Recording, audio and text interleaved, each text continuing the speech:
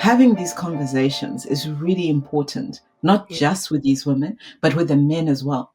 And it's funny because it was actually my husband who said this to me the other day, that he was in a meeting with some older women, and he also realized they're having a brain fog moment.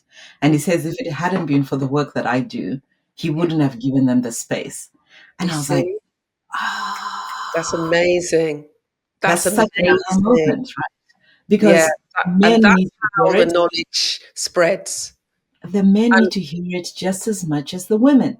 mm, I would argue even more so in the Yeah. sense that, like it or not, we live in a patriarchal society. So often we're in situations where the men are going to be listened to more than the women are. So the more supportive and the more information that men and boys, as well as people who aren't necessarily going through menopause, have, then the easier and the more empowered people will feel as well.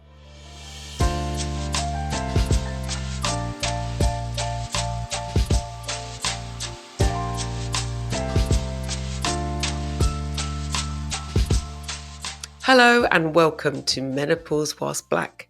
This is the podcast that is committed to sharing the stories of Black people in any stage of menopause, primarily, but not always, based in the UK. My name is Karen Arthur. I am host and founder, and we are in season 8. I am recording this from my lovely little podcast room in Hastings. It's been a glorious day. I managed to get some sunshine. I'm just waiting for it to heat up. Anyway, we have a wonderful guest for you today for episode 5. So, however you listen to this, whether you're going to be snacking or you've got a lovely beverage or you're lacing up your running shoes or you're going for a walk, however you listen, I hope you'll enjoy and I will see you on the other side. Bye. Hello and welcome to Menopause Whilst Black, Season 8. My guest today is Teri Dee. Teri Dee spent over 20 years in corporate banking. She is now a menopause champion, speaker, and founder of Fork and Fine, dedicated to helping professional women navigate menopause without losing momentum in their careers. Working in partnership with the Menopause Experts Group, Teri helps women regain clarity, confidence, and career resilience. With a focus on nutrition, movement, and stress relief, she provides practical strategies for managing brain fog, energy dips, and workplace challenges. Teri is passionate about keeping women in the workplace and believes that no woman should have to leave her career due to the menopause. She empowers women to advocate for themselves in the workplace, ensuring they get the support, flexibility, and recognition that they deserve. Welcome, Teri. Thank you. Thank you for having me, Karen. I'm so excited to be I here. know, I'm a bit excited too. So, you know what, Teri? Let's start with my first question, of course, is always that was a wonderful bio, by the way. But tell us about yourself. Who are you outside of those titles? Well, first and foremost, I'd have to say I am Terry Warrior. Ooh. I think that's how I would have to describe myself. I've been through quite a lot in my life, a lot of changes, a lot of different situations that I've been in. And I think I came out of all of them fighting. Mm, So adaptability, I think, is where my key focus is. mhm. And I am a wife. I have a wonderful husband who introduced us. And he's just the most wonderful man. And I always say that he helps me be my better self. I'm also a mother. I have a blended family, Mhm. and all of my kids love them greatly. We live with our youngest, who is my daughter, who is going through puberty, and I'm Ah, going through menopause. So fun times. I really feel sorry for my husband with all the hormones in the house. Um, but I mean, these two really are the light of my life, and I think they are my life. So Oh, I really love and celebrate them. I love cooking. I love running, which I used to do a lot of, but okay. I'm sure we'll talk about that. But I've had to kind of cut that down. But I love being outside. I love cooking. I love community. So that's me, I Lovely. guess, in a Thank nutshell. you. Thank you. Thank you for sharing that. And Terry, what's your heritage? Where are your parents from? I was actually born in Zimbabwe. My parents are from Zimbabwe. And I lived in Zimbabwe up until I think I had my first job in Zimbabwe, and then I moved to South Africa, where Okay. again I spent a long time Mm. before coming to the United Kingdom. Mm. Um, so my heritage is firmly Zimbabwean.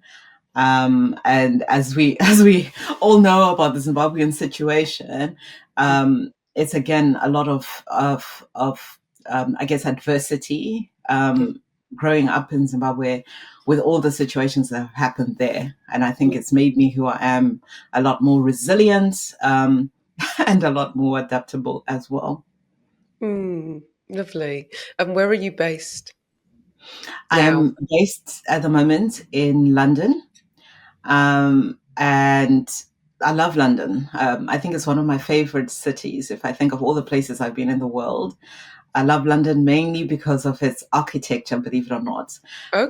I love walking down any street, especially in the city, and you look up, and every single time there's always something new that you see, and it's just amazing the intricate details that I see on the buildings in London. And for That's me, really I love seeing that's that. really interesting because I I agree with you. I think London is a wonderful city. I appreciate it more now that I don't live there. Interestingly enough, I like going in and I like coming out. As Yes, I some can. people who've been listening to this podcast for a while will have journeyed with me as I've moved from London, where I was for 36 years, to East Sussex, the East Sussex coast. But what I was actually going to say was that whole luxury of being able to look up. I remember when I was so in my head and so preoccupied that what was going on in my mind that it never occurred to me to look up. But there's something wonderful. You're right about the architecture of London, of other cities, of just having the space, the headspace to look up. And I encourage, and I'm sure Terry does too, encourage everyone when you have the chance just to do so and give yourself some space and a breather, and you'll be surprised at the beauty that you may find as well. Yeah, yeah. And And because also how oh, it oh can go be a on, bit sorry. of a sorry, because it can be a bit of a grind, right? It's like, especially when if you're going to work, you're going to Mm, work, public transport, you're just like running, running, running. But if mm, you just look up, it's amazing how, yeah. everything changes. Yes, And I just that's so love that. true. Yeah. That's so true. And how old are you, Terry? I am now 54. Are you Sorry, sure? I always have to recalculate because I lie about my age so far. It's funny. I was talking to someone the other day, and I realized that I usually say, if you don't mind me asking, how are you? How old are you? And I want to change that narrative because there's no shame in the game. Oh, And when people ask me how old I am, I don't have a problem with saying I'm 62 and 11 twelfths or whatever it is. My birthday's next month. But do you know what I mean? But I yeah. feel so. I'm starting my new resolution with you, Terry. So that's why I was so blunt with my question. And I'm glad that you took it with grace. Phew. Yeah. No, that's fine. No, so I'm 54. Right. Okay. Glad we've established that. Terry does actually know how old she is. So, who taught you about menopause? Oh, I'm going to have to say I taught myself about menopause. Mm, My menopause journey was a little bit topsy-turvy, right? So I had lived in the UK for a while, so it was a colder climate, but we moved to South Africa. Mm. This is just at the beginning of COVID. This is before, I think it was just the year before the pandemic, Okay. that we moved to South Africa. And I was just like feeling so hot. And I'd be asking everybody around me, why is it so hot? And I thought it was because I've just moved from a temperate climate to a hotter climate. That's why I'm feeling so hot. But I Right. was the only one feeling the heat, right? Mhm. And then there were other telltale signs, like I had the night sweats. I'd wake up in the middle of the night, my sheets would be all wet, and I'd be wondering what is going on. But I never really attributed it to menopause, because at that time I had a Mirena, and so my periods in any way, they were. I think they were actually non-existent at the time. But Right. the reason I had the Mirena put in was because I had started having very heavy periods a Right. couple of years before. So in my mind, I think I actually started the menopause journey back then. Yes. But nobody said it was perimenopause or whatever it was. But because my periods were so heavy, I got into the Mirena. Mm. And so, um, who taught me about menopause and why did I think it was menopause? I think just after some time of going through this, going through all of these feelings that you don't understand and you've never had before. Mm. And I think the other thing I had was like I'd scratch my face or scratch anywhere on my body and I'd have hives, like my skin would. Right. And I was like, what is this? I went to the doctor, nothing. It was like, I never had any conversations about the menopause. And it was only like later on, then I thought, it could be menopause Yeah. that I have. So I went to see my GP. Then he took out the Mirena Right. and wanted to prescribe HRT. And then I was like, in my mind, as soon as I heard HRT, I was like, no ways. This Mm. is, Mm. because I'd heard all the stuff about causing breast cancer, and Mm. I was like, no ways, I'm not going down that road. And so I tried natural methods. Mm.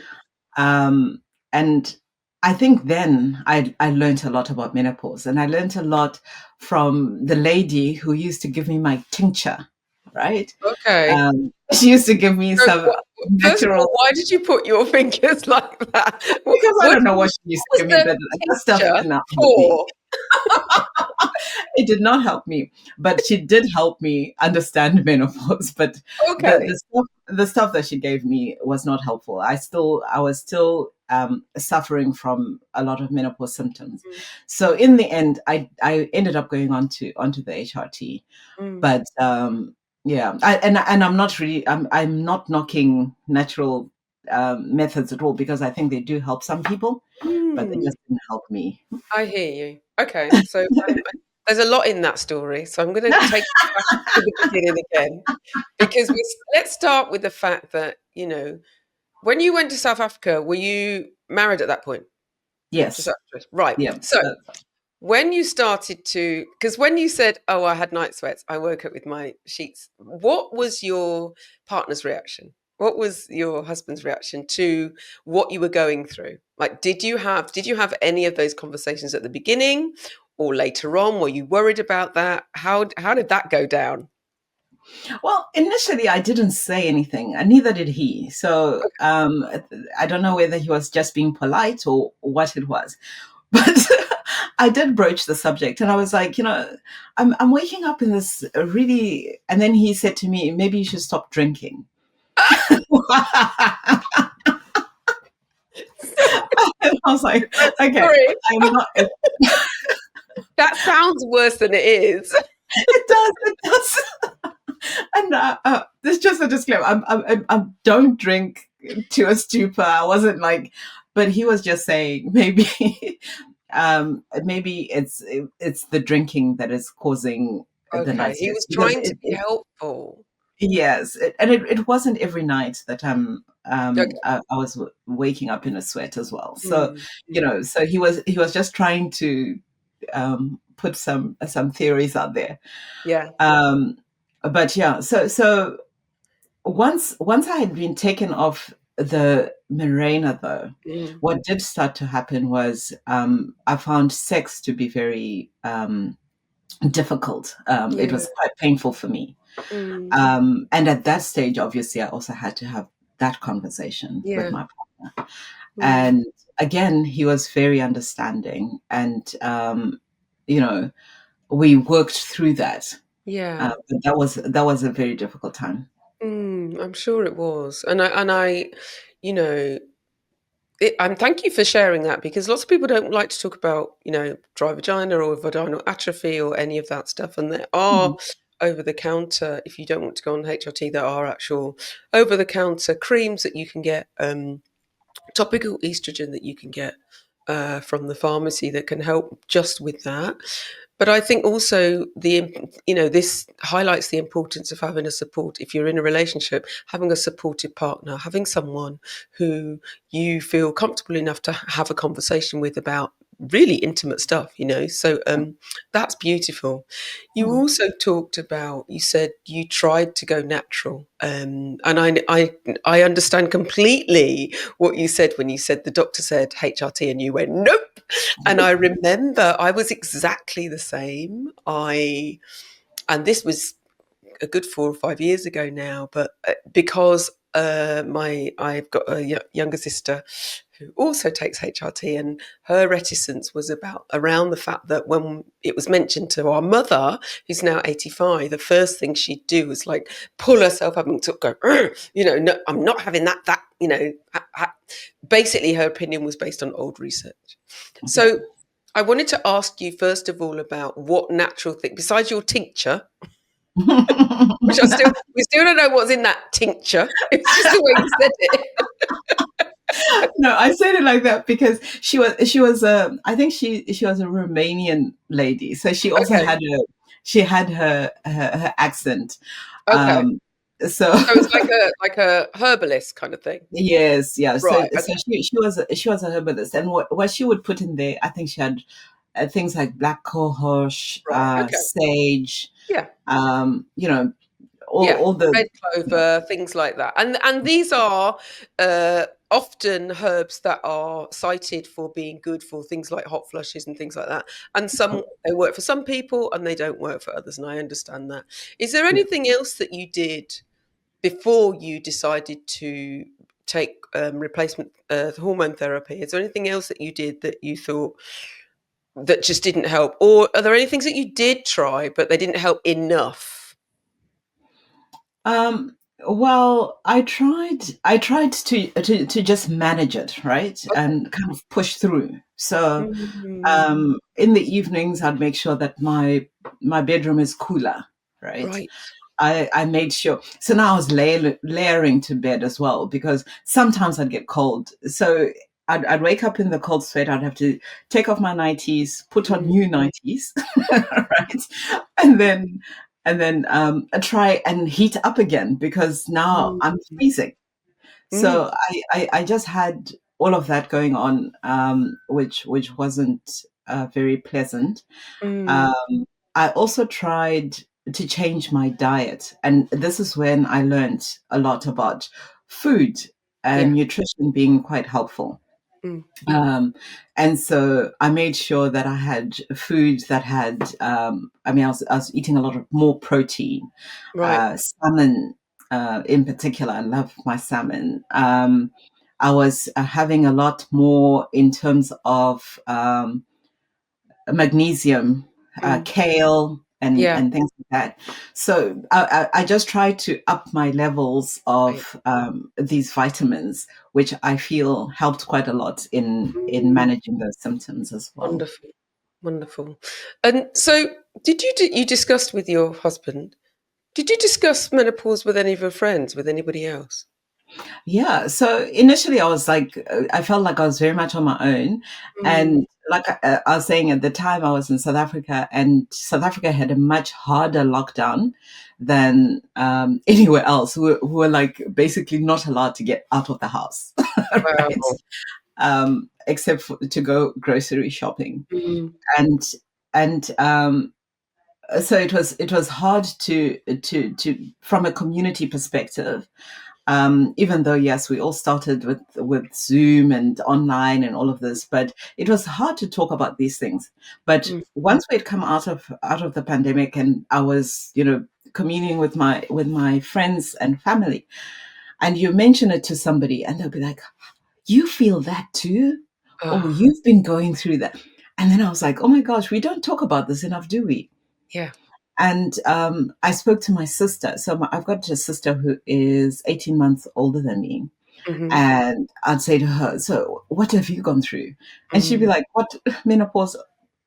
She never went through it. So her periods have stopped. She's gone through it, no symptoms whatsoever. wow. And then here comes me, and I'm like, every 2 minutes there's something that I have to be dealing with.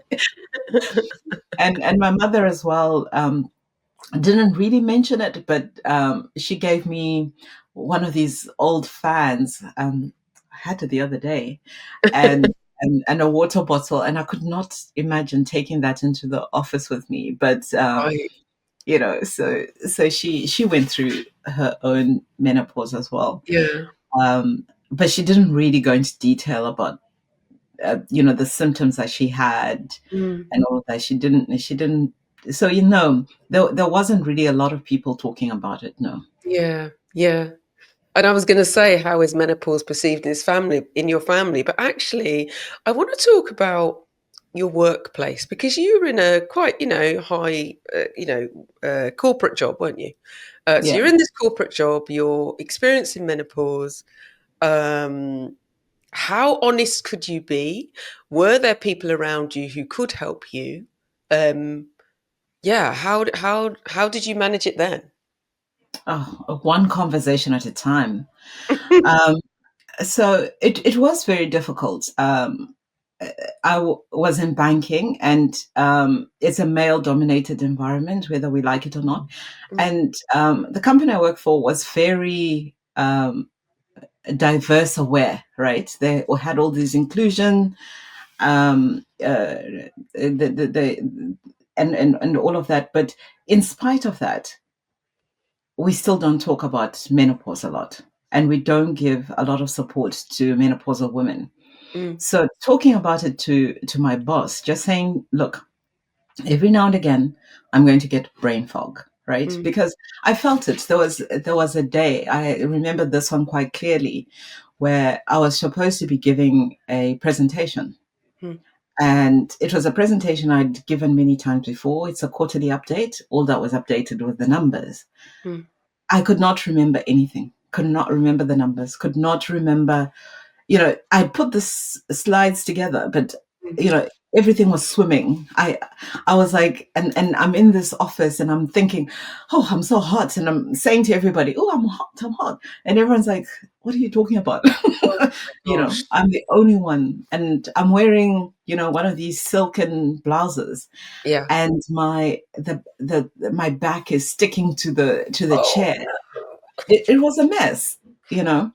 And you try and explain where all of this is coming from and how you're mm, feeling, mm. but you know first it's either nobody really wants to talk about it. You say menopause, and they all hide under the desk, Ugh, or so they're heading for the hills, or they're just like, "Okay, okay, okay, um take whatever you need," type thing. yeah, you know yeah, so yeah. so I encouraged people to have more of an awareness. So Mm, in my organization, we had menopause awareness.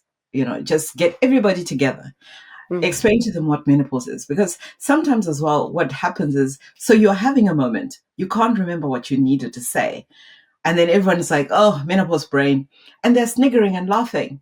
That Yeah, just makes you feel worse, yeah. because you're now shrinking. And this is the time when we've got all of this experience behind us, we've got all this wisdom, and here we are Preach. shrinking. Yeah. No, guys, it can't be This like is this.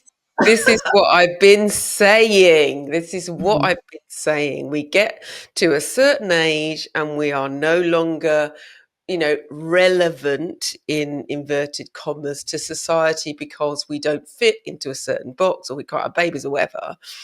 And just when we have the most experience and the most knowledge and we've been on this planet for longer, that's when we're supposed to be invisible. And I think it's, you know, uh, imperative that women like you and other people who are having the courage, because it does take courage to speak up in the workplace, especially when you work in a field that is so male dominated, especially when you know you're going to be laughed at. I mean, that must have been really scary. Oh, it was, and they talk about this. So it's ageism, right? Yeah. Because as you get older, you're discriminated against. But the other day, I had another colleague of mine who's also she's a young woman, and she was saying ageism goes both ways because we're apparently not looking at young women as though they've got a value to add in the workplace. But Okay. in terms of being an older woman in the workplace and going through this, the fact is it's a lonely journey because you are going through it by yourself. Yeah. There may be a couple of other women in the organization, but there's not mass of us at these levels. Mm. And so having these conversations is really important, not Yeah. just with these women, but with the men as well. Mm. And it's funny because it was actually my husband who said this to me the other day, that he was in a meeting with some older women, and he also realized they're having a brain fog moment. And he Mm. says, if it hadn't been for the work that I do, he Yeah. wouldn't have given them the space. You And I was like, see, that's ah, amazing. that's That's such an aha amazing. moment, right? Yeah. Because And men need that's to how hear the it. knowledge spreads. The men And need to hear it just as much as the women. mm, I would argue even more so in the sense that, like it or not, we live in a patriarchal society. So often we're in situations where the men are going to be listened to more than the women are. So the more supportive and the more information that men and boys, as well as people who aren't necessarily going through menopause, have. Then the easier and the more empowered people will feel as well. If you are loving this episode, please do us a huge favor and click subscribe, as this really helps us to reach the people who need to hear these stories. Now, Teri, when I read your bio, you talked a lot about empowering women who don't want to leave the workplace and to thrive and so on and so forth. So, how did you go from working in corporate to actually helping women to stay in the workplace? What was the transition? So, first of all, I think menopause brings with it just kind of a time for us to pause and to Mm, think, what do you really want? Um, if we talk about our lives, right? Our 50s are like almost, you've maybe two-thirds. If we're lucky enough to live long, happy mm, lives, mm. we've got a third of our lives left. Yeah, And you don't want to live that third of your life doing the same thing you've been doing over and over again. Corporate is great. It's good. It's brought me a lot of success, and it's brought me the life that I have now. mm, But what I want more than anything is legacy.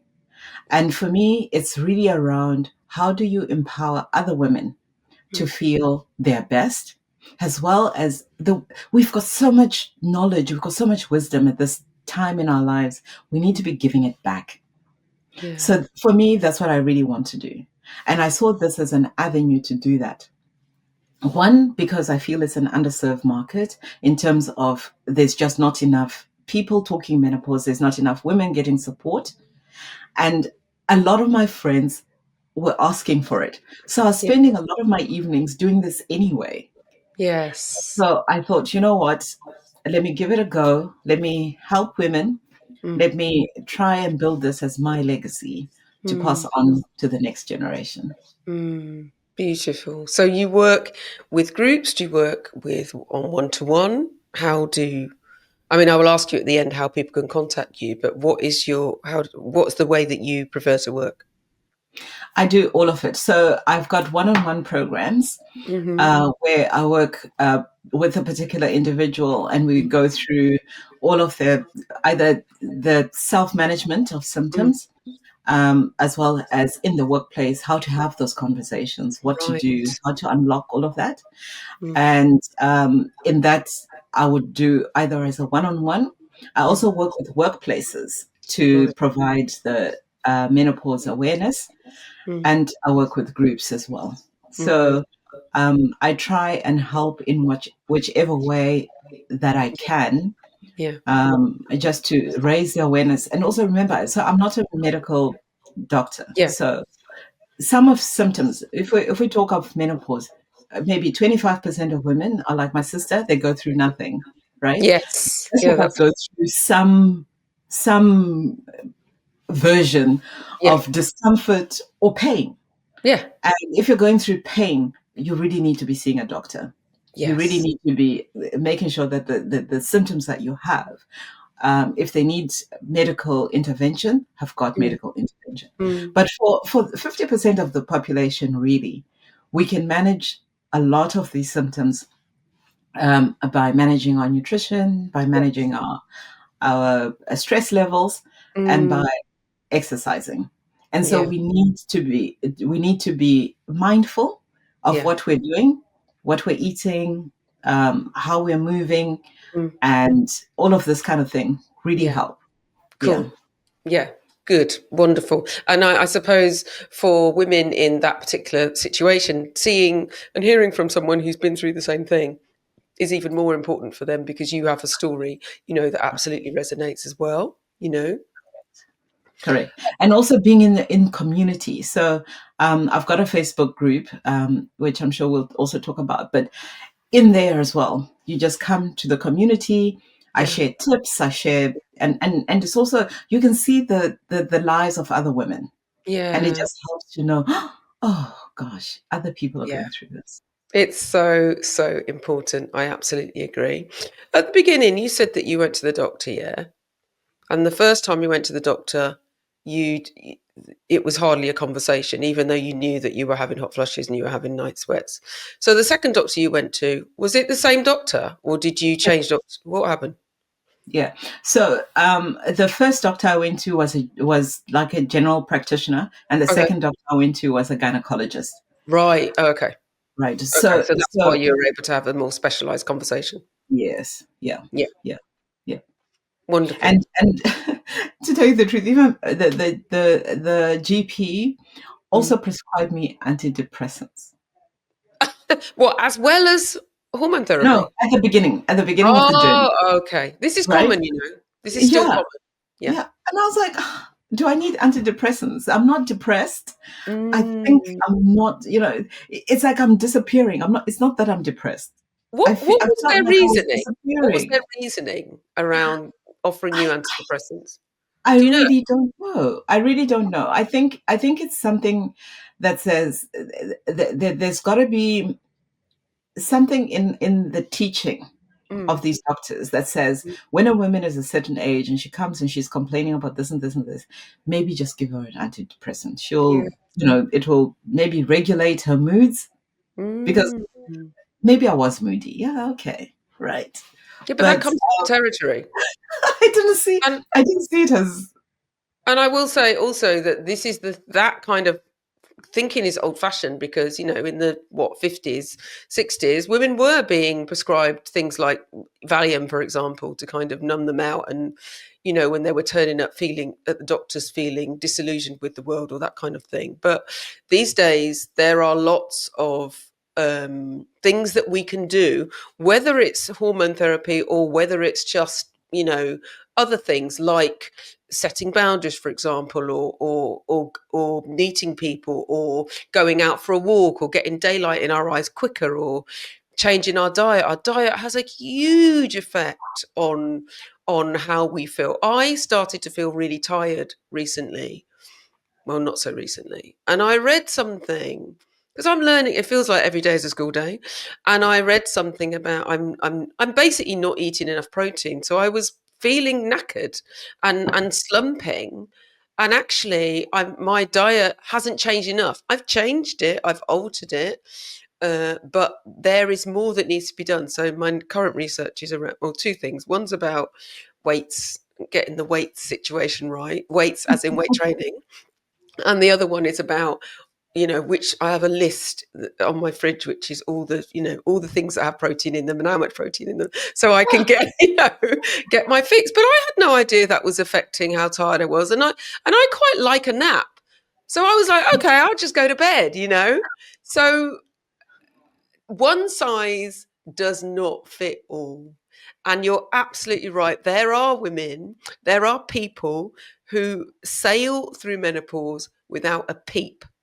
I do think there are people who don't, because they've not been encouraged to talk about their menopause. With retrospect, their memory is hazy because they were taught to just soldier, as you say, soldier on, just get on with it. So I'm hoping that we are creating, or helping generations behind us, like your daughter, like my daughters, who won't take any of that. Not. We know Although exactly. my daughter now says to me, I use menopause as an excuse for everything. Does she indeed? How old is your daughter? She's 15. All So, right. Oh, so she's so got things to come. yeah, Okay. I'll say to her, "Oh, I can't remember that. It must be menopause." And she says, "Yeah, right." I don't actually have any problem with that, but you carry on. So coming back to you, do you have a routine? And if so, do you care to share? Yeah. So, my routine in the morning, I do this. I don't know. It's called Kwaito. So what I do is, it's almost like just waking up all your muscles, right? It's lovely. So it's just movement, right? So Okay. it's moving each and every part of my body, and I just have a little bit of a routine, just Okay. waking up the body. So Okay. wake up the fingers, wake up the joints, and all of that. Um, 3 times a week, I exercise in the morning, strength training, Mm-hmm. before I do anything. Mm-hmm. The other two days I run, in my 5 day training week, and then on the weekend Hmm. I rest. Okay. Um, so running for me, I love running because I love being outside. I love being, out, just outside. But I had to stop running when I hit menopause because my knee started to get really painful, like pain, Mm. joint pain. Mm. And so I thought I'd have to give up running forever. Mm. But through, again, eating right, Mm. exercising the right way, strength Mm. training has Mm. actually enabled me to go back to running. So I I'm love so that. happy about that. I love that. Are you, just out of interest, because I'm training for a 10K at the moment, um, or I am whilst we're recording this. Thankfully, it'll be over by the time this comes out. Are you a bounder or are you a shuffler? I run like I'm dying. I think I'm a shuffler. I think I'm a shuffler. And I've become more of a shuffler because apparently that's better. It's better for you to run that way for your Yes. knees. Yeah. I've Yeah. just started to do something called jeffing, which is, uh, I don't know whether you know that way, where it's invented by Jeff Galloway, which is literally a runner called Jeff Galloway, who's an old guy now, and he has an app called Jeff Galloway, I believe, and it's literally running for 30 seconds, walking for 30 seconds, as long as and the app times it for you and talks to you and tells you how great you are and how well you're doing, and there's something about that helps you to become a better runner. Yeah, I also had problems with my knees, and now, only now you're saying that, I realize that all of that happened around the time that I started to, that I was in perimenopause, but I've Yes. only just started to take training seriously. Anyway, this isn't Yeah. about me. Why am I Yeah. chatting about me? Yeah. So And it's you do about a lot of and exercise then. Yeah. And to your point about lifting, you want to go into weights. Protein is Yeah, the answer to that. yeah, Because once you up your protein, and they say if you take maybe 1 gram of protein to your body weight, yeah. you should be you should be fine. And It's if you so much. up your protein, you find that when you lift heavier, you Mm, don't feel as sore. okay, okay. Yeah. Listen, Terry. I'm learning, man. Like I said, every day's a school day. And you know what's funny about this is I always thought I was fit. I am fit. Let's be clear. What I mean is I've dance training, so I always been someone who, trained a certain way, looked a certain way, liked to move my body. But the way in which I move my body has been turned on its head, which means the way I get my nutrition has been turned on its head. And that's what I'm learning. And I think I was a little bit smug actually when I first entered menopause, thinking, oh, it'll be fine. And when the last few years I started to put on weight and I started to feel, tired. And even though I've been talking to people about menopause for 4 years, still I'm learning. But listen, I'm getting there, and I feel grateful that I can move my body. Correct. And the way it looks is a byproduct of that. So Correct. Yeah. I always yeah, say these days, instead of exercising and eating for skinny, you mm, want to exercise and eat for strength, right? love it, So you want to love make sure that when you're 80, you can it. Mm, still bend over, pick up them grandchildren, or, mm, you know, get your groceries by yourself out of the car, yeah, So yeah, you really want to make sure that you're building. And this is another thing, because I meet up with quite a lot of people who say to me, "Oh, my menopause was, 5 years ago, mm, right?" And I said, "Oh, that's great." So they're like, "Oh, then I don't need anything." I said, "No, because what happens is when you're in perimenopause and menopause, right? You're trying to eat and exercise for hormone regulation, yeah, but post that, you actually want to eat and exercise to make sure that you're not getting osteoporosis, right? yes, You want to make yeah, sure that you're not your muscles are not atrophying. mm, As we get older, our muscles just degenerate if we're not going to yeah, use them, right? that's So right. they're just different things that you have to do post menopause. So you Mm. can't. It's almost like, I'm sorry, it's not a once and done. And remember, these One these undone. you know, and these estrogen levels are not coming back. You're a new Yeah, person, you know. yeah. It's a whole new life. You have to treat it different. And I will also say that, it's about getting into the habit. I'm still new to the doing weight training regularly. So I will find all sorts of ways to procrastinate. And I make myself laugh. I mean, I'm giggling at myself going, Karen, you're checking your emails. You never check your emails at this time. Why don't you just go and get your weights and get it done? But yeah, it gets easier in the sense that it becomes more of a routine. Yes, yeah. And And I then mean, you reap the benefits. yeah, this is what's his name, James Clear, right? He's always Okay. saying these things, that you need to set up your processes. So don't think too much about what you need to do, but Yeah. set yourself up, uh, build your habits Yeah. in such a way that you just do it, right? Yes. Yeah. Yes. Okay. I'll take your advice, Terry. I will. How do you celebrate yourself? Ooh, I feel like I don't celebrate myself enough. Do you know what? If Um, I had money for the amount of time people who've said that to me, the number of black women who've said, I don't celebrate myself enough. Okay, this is your invitation. How will you celebrate yourself then? oh, that's it, right? That's it. And I want proof. Pictures or it didn't happen. So, what do I love doing? So, I love dancing, right? Mm, And I'm lucky because my hubby is a DJ, right? And he's into music, and he's also in the music scene. So I'm yeah, always dancing. lovely. Wherever we are, there's music. So that's one thing. I love to dance. And I like traveling as well. I love seeing new places. I love being in places, particularly where there's sun.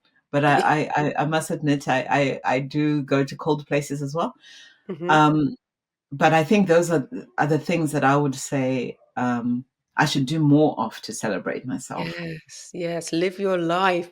Live your life. Seek joy. Go towards the things that make you happy and make you smile and make you laugh. But how I wonderful, mean, sorry, to live I've in a seen your household where there's so much music as well. yes, I've seen your trip to Barbados. I was like, okay, that's goals for me. I really want to go Absolutely. to. Absolutely. Oh, goodness me. Yes, the Joy Retreat Barbados. Every couple of years, but we are in talks about maybe doing another one in 2026. So maybe I'll see you there. And also, I will say, we will dance together at some point. That has to I still be want to dance. on the list. So you've got too many tunes to choose from, I'm sure, but which tune instantly makes you want to get up and dance? Oh, it's got to be for me. Who can I choose? I think I'm going to choose Janet. Janet is my Janet Jackson. Okay. Janet Jackson. All for you. That song I will be Yeah. dancing to forever. Okay. Good. Well, we have a Jackson. Menopause Whilst Black season 8 playlist, so I will pop that Oh, on yeah, Spotify. So I will pop that all for you. on there. And Um, yeah. so my husband and I with music, right? So Yeah. when he listens to music, he Yeah. listens, and my daughter, they're the same. They're musical people, but they Okay. listen to the music. When Yeah. I listen to the words. Ah, you see. We're different like that, right? Yeah, And yeah, I yeah. can't sing to say to, my shower singing. My singing is just awful. But them both are very musical and they can carry a tune. Oh, So okay. for me, it's all about the words. And that song, All For You, Mm. it's also like it is all for me, isn't it? Yes, yes. I'm gonna go and listen to it again now. Yeah. Yes. I love me some Janets. So final question, Terry. What's the one piece of advice you would give to any black woman listening to us right now? Well, first of all, don't go through this by yourself, Mm, right? You're not alone. mm, Don't just push through it. Recognize your symptoms and then take steps to manage those mm, symptoms. mm. I think menopause is a way of your body telling you about itself. We Yeah. need to listen. And if we listen to what our body is telling us, Mm. our future is bright. Ah, beautiful. Beautiful. I resisted the urge to say our future is orange. Sorry about that. Terry, people are going to want to, oh, they're going to want to reach out to you, but also, do you have anything in the pipeline, for example? Yeah, so I have a webinar. I think it's on the 9th of April Okay. that I would love for people to come and listen. Um, I'll be What's giving some tips okay? on how to manage your menopause. Mm, Um, I cater specifically to women in the workplace, but mm, these tips are for everybody. right. Whether you're working or just when you're going through menopause, you Yeah. need to. There are tips around managing your symptoms, and Yeah. there are tips around talking about your symptoms. So whether you need to talk about it to your partner, to your children, to your Mm, family, or mm. to the workplace. I think it works in every circumstance. So it would be really great if you come and listen out for that. Lovely. And you will do this again because if this comes out afterwards, which I'm pretty sure it does, then you will do this again. How can people keep in touch with you, reach out to you? What are your socials, etc., etc.? So you can get hold of me, follow me on Instagram. I think Hmm. that's the easiest way. Fork and Fine. So my handle is Fork and Fine. Fork. I must first explain to you why Fork and Fine, Please do. because I forgot everybody's to ask always you asking actually. me. I forgot to ask. So before I went on this journey to become a menopause coach, Mm. what I did was write a blog, and my blog was called Fork and Fine. Ah, got Fork, you. fork because I believe food is the key, Mm. okay, to making you feel better. It's food Mm. is medicine, right? Yes. So 80% of what you need to do is Mm. all to do with the food. So Oh, okay. it was fork. It's about what is it that you're taking in and when you're taking it in. Mm. The fine is one, how you're going to feel Yeah, after you do the right things for your body. that's right. But also at this time of our lives, we want to be fine. All right. Yes. And then when you say it all together, Yeah. damn it, say it fast. You'll see. Oh my goodness me! Teri Dee! Oh my goodness me! I'm not gonna say it fast. No, you're I'll not. leave the listener to do that themselves. I didn't work it out until you little bugger. Great. That is great. I wish I'd asked you this before. So anyway, follow Teri on Instagram at, I'm going to say it slowly, Fork and Yes. and do you have a website And or yeah, Facebook and as Facebook? well. It's also Fork Yes, and Fine. lovely, And my website is also Fork and Fine. lovely, brilliant. I love it So when you it's make it it's easy. easy to find me if you just look for Fork and Fine, and I'm sure you're gonna put the. So I can say I can't unhear now it you now. can't unhear it. And can I just say, listener, she looks so innocent as well. Got that wrong, didn't I? Oh. Teri, thank you so, so much for joining me. Honestly, it's been brilliant having a conversation with Oh me. And no, it's been I will see you lovely. on the dance floor. Oh, for sure, for sure.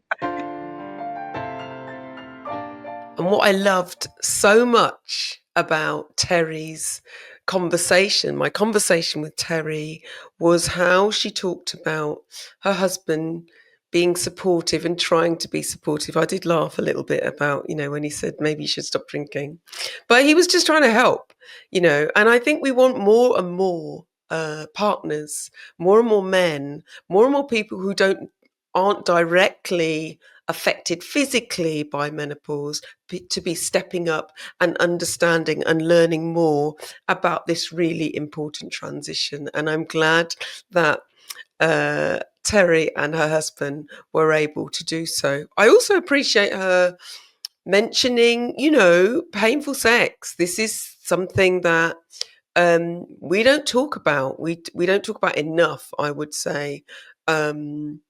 And I feel like I would love more and more people to, get a little bit more vocal about what's going on with them, whether it's to the doctor, whether it's, to someone close that you trust. Because the only way we're going to get over I don't know, the taboo or the squeamishness is to open our mouths. And that will help us to get closer to some remedies and some care as well. And I'm really appreciative that Teri was able to turn her experience into helping other women, particularly people experiencing menopause who are, in the corporate world or working in a field that was similar to what she was doing. So big up yourself, Teri. You can find her on Fork and Fine. I will put all of her links in the show notes. I presume you got the joke at the end when she talked about saying fork and fine fast. Did you do it? I wonder if you did. Anyway, if you love this podcast, if you love this episode, if you love this podcast, please subscribe, share, talk about Menopause Whilst Black in your circles, in your WhatsApp groups, on your social media platforms, or when you're sitting on standing at the bus stop or in the post office queue or, wherever you want to. My point is to keep talking and keep talking about menopause generally, because honestly, the tide is turning and we are part of it. You are part of it. And yeah, I just want to say thank you for coming along on this journey. Look after yourself, wear your SPF, drink your water, get daylight in your eyes as soon as you can. As you know, as always, this is also a note to self. And I will speak with you soon. Take care. Bye.